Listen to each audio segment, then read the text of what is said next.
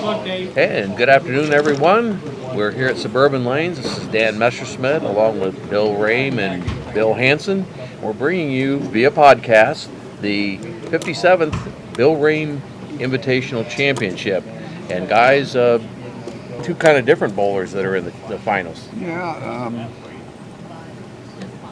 this is Dave's first time there, and Mike's been there the last three times. He won it in 2020. He was runner-up in 21 and 22. Yeah, for those that don't know, it's Dave Schock and it's Mike Lear. And Dave just starting to throw his first ball of the tournament of the championship, and he strikes. And I think that's a good way to get started. Yeah, Dave out of the winners bracket, Mike Lear out of the losers bracket, but Mike's actually the more experienced in the finals. Yeah. And I would think that Dave's got to have some nerves being the first time in the finals. I would think so. And Mike's probably got some nerves too. He said, this is the umpteenth time that I've been out of the losers bracket, and I've come up short the last time, so he's got something to prove. And a good start for Mike as well. Yeah. With the strike. Both bowlers throw a lot of strikes. Dave bowled 4 times and shot 900 all 4 times that he bowled. One ball down. And Mike shot 6 times and shot 905 with it 6 times he bowled. The only time he didn't shoot 900, he got beat. So they're legitimate champions, championship matches. They're both averaging a 230.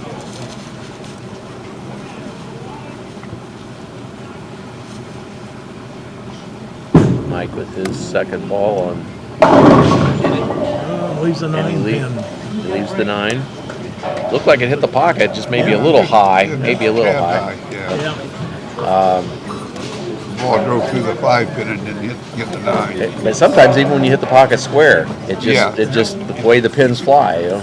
Well, that's the way Don McLaughlin found out there last week. Buries it and leaves a 7-10 split. Wow. Yeah. It's just one of those things. That's discouraging. Yeah. But Mike's able to pick up the 9 pin. So after 2 frames, he has strike spare. And the format here is they alternate.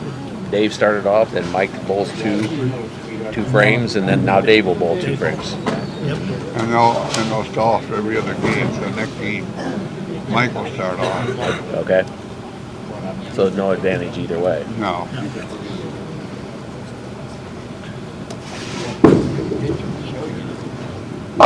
Dave with another strike. So the nerves don't seem to be showing at the moment, but got a lot of bowling to do yet. Yeah. They're both good bowlers outside of this because David averaged 230 for 97 games in all the games he bowled in Bill Rahm. Mike's averaged 229 for the 127 games he bowled. So them averaging 230 isn't nothing that they normally do.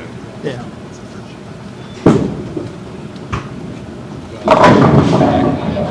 Couldn't kick that 10 pin. It wobbled, but it just wouldn't go over. Well, that's what both of them were leaving when they were warming up.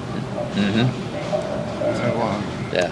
Well, and you mentioned they're both good bowlers. Obviously, what's the lowest average to get into the tournament?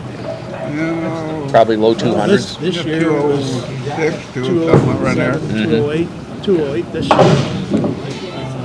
It's been in the 2.5 to 2.7 range just to be the 16th bowler. They had a couple years where they just outscored Dan Strecker. Didn't make it with 221 one year. Wow. Yeah. Mark Scott averaged 239 that year. Wow. High qualifier ever.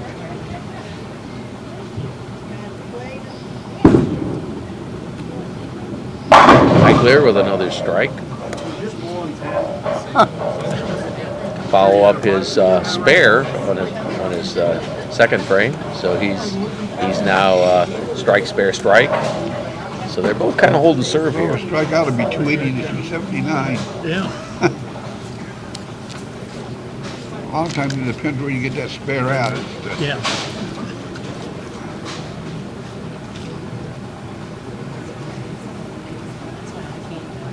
Mike Lear throwing his second frame on number 9. And again, that looked like a pretty solid pocket. Yeah, And it just that was. it seems like lane 9 is leaving the 9-10 pin. Yep, yep. And you get that sometimes that, one lane will leave the corner pins more than the other lane, and Strange how that works out, isn't just it? one of those things. Yeah. Mike going for his spare here. Frame number 3. And he picks it up.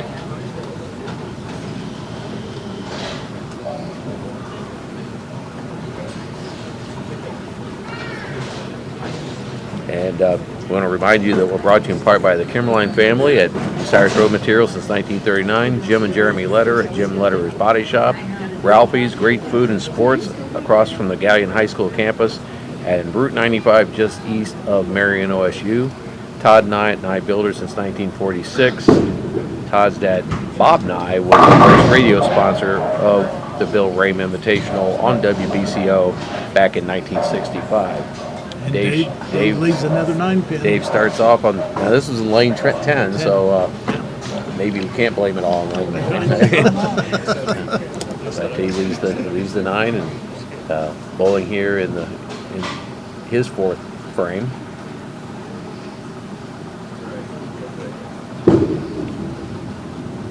And he picked it up. So they're each leaving a pin occasionally, but so far they've converted everything.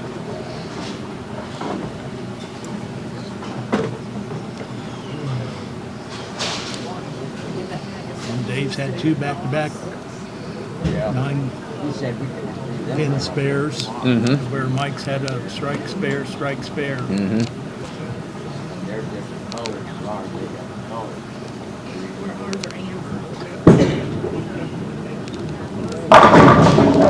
Okay, almost left that 7-10, but did kick the 7 out at the end and left the 10 again.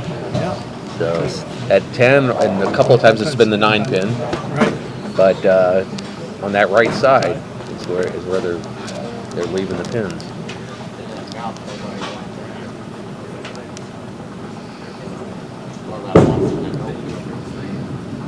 And he picks up 10, so Dave went spare on this set of lanes. I want to remind you that we're also brought to you by Roger Brown at Wings Lock and Safe and A&E Fire Safety Equipment across from the Wise Funeral Home. Mike Robinette at Trinity Monument, Marion Road, Bucyrus. Andy Motter, attorney at law, across from the Bucyrus Historical Society. And Hannah Newton at Wendy's, Bucyrus, and Upper Sandusky.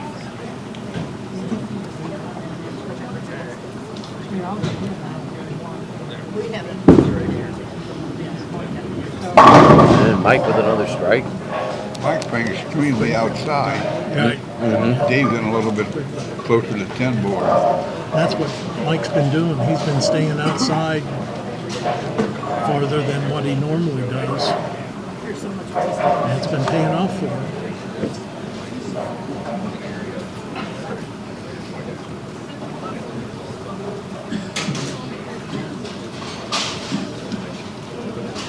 Mike Lear now in lane number 9.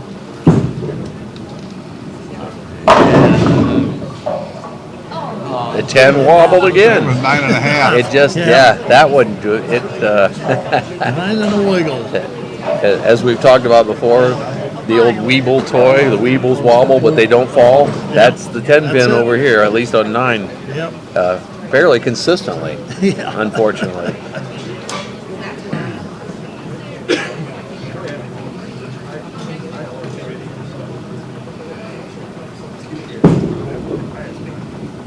And Mike converts his spare.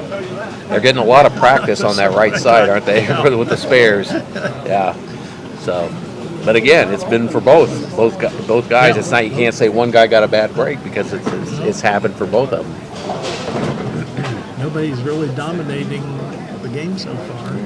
Although Dave did get a little break when that 7 pin fell. Yeah. And I know we got a lot of bowling left, but that could be huge early. That's for sure. That's the difference between an open and a spare. And a strike for Dave Schock. So he's back on the strike routine here. Mike got up and struck him the 10th to meet Donnie, and he had a strike on his fiddle ball.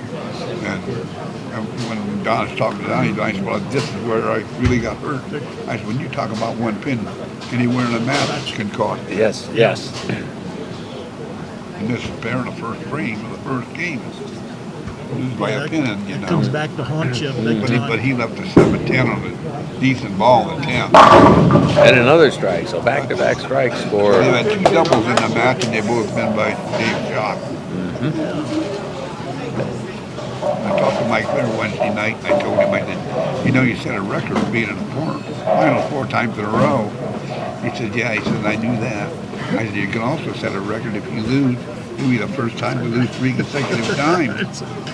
Yes, we ain't going there. He doesn't want to. He doesn't want to set that record We yet. don't talk about that. There are some records you don't want. Yes. Yeah.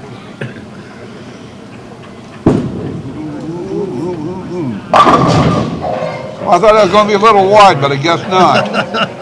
He's Mike Lear has good ball movement today. Yeah, he does. He's coming from pretty much all just a few boards in from that gutter, and it's coming back That in. was a few boards closer to the Yeah, game. Yeah, that was about the 2 board. They got that It's set out. nice though, but Yeah. you wouldn't want to throw it there all the time. Yeah, well, they don't award style points. It's No. it's how many pins you knock down, right? That's right. he's in the groove now.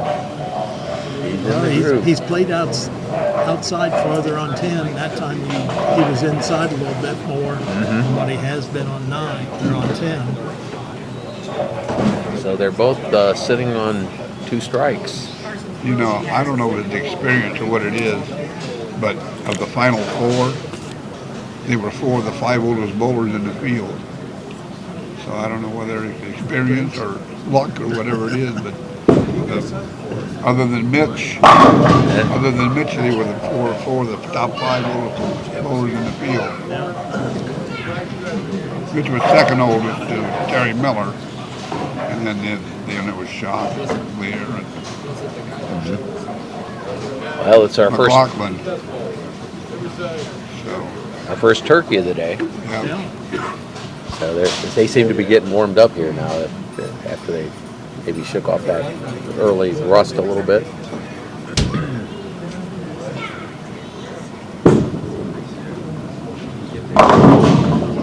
Oh, that pin split the 2. Left the 2-5. Yeah, that's what was that? The 7 pin that slid right between the 2 pins. It was either the 7 or the 4. The 4, yeah, maybe the 4. And so that's our first nine pins, yeah. You got to be careful because it's easy to chop. You can chop these, yes. It's real easy. You're a little high and you can chop the 4 right off the 2 right off the 5. He takes care of it. He hit just like he was hitting the pocket on a strike. Yeah. So Dave Schock with the spare following his turkey. So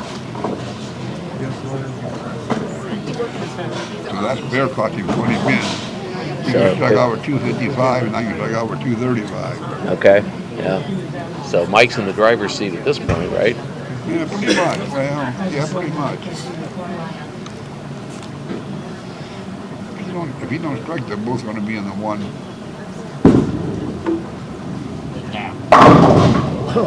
And he leaves the 4 pin. He's going to be in the 170. And Dave's going to be in the 180. That's a little different, though. We haven't been leaving the pins on the left side, and the last 2 balls they've left them over If he here. picks this up, Dave will be 16 pins up.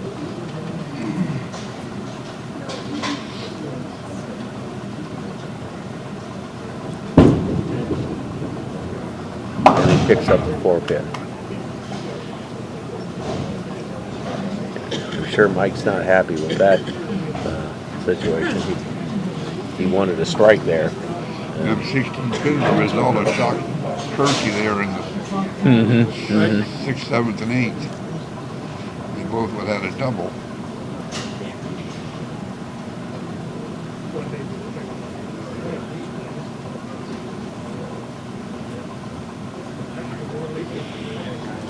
Mike back on lane 9. And again, he seemed like he hit the pocket solid and left the 10 pin. Another 10 pin. Gee. Wow. It's just it's kind of a phenomenon here. Yeah. You would have thought by now that both of them would have changed where they're standing or what mark they're using out on yes. the lane to try to get rid of that 10 pin. Yeah, we're at the end of the first game, and you would have assumed that would happen. And he picks it up. So, fitting of the championship game, though, we haven't had any opens so far. You don't want to jinx them. Don't say that. You don't want to jinx them, but at least we got through the first game without. Well, not yet. Oh yeah. Dave's still got to bowl his 10th frame.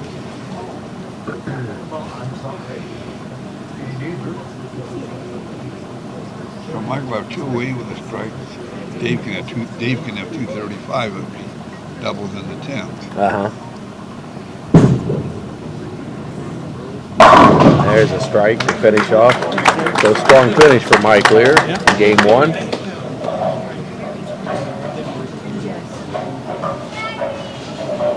And we want to remind you that we're brought to you in part by Gary and Judy McKee at Quality Printing, 214 West Liberty Street in Bucyrus. Randy Pritchard at Pritchard Insurance since 1968, 1500 North Sandusky Avenue. Jeff Skinner at Integrity Auto and Truck Sales, Marion Road, Bucyrus. And Mark Osborne at E-Crane International, Route 598 in the Galleon Industrial Park. And Dave Schott begins the 10th frame. Almost left a 4 pin on that. Yeah. With a strike. I could see he was in the road. He was in the road, but it looked like it was going to be a little high. Yeah. Okay, we didn't jinx him. No. No opens in the first game. Open the Not yet. game. Not yet.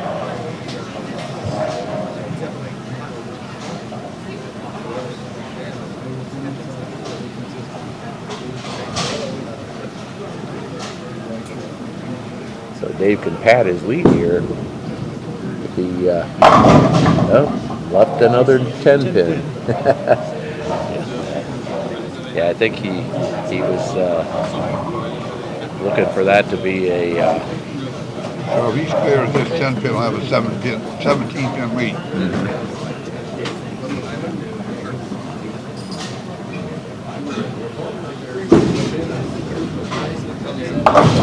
Another conversion of a spare. So the guys seem sharp on. They're hitting the pocket, and they're converting their spares. Covering all their spares. And we've only had one spare that was more than 1 pin. Right. You know, it don't take long to get lined up. I was stepping behind Mike the first game he bowled here, and he shot 204. He moved a little bit right. He shot 250, 250, 255. Okay. And you just move one little move, and it's not going to be hard to get lined up.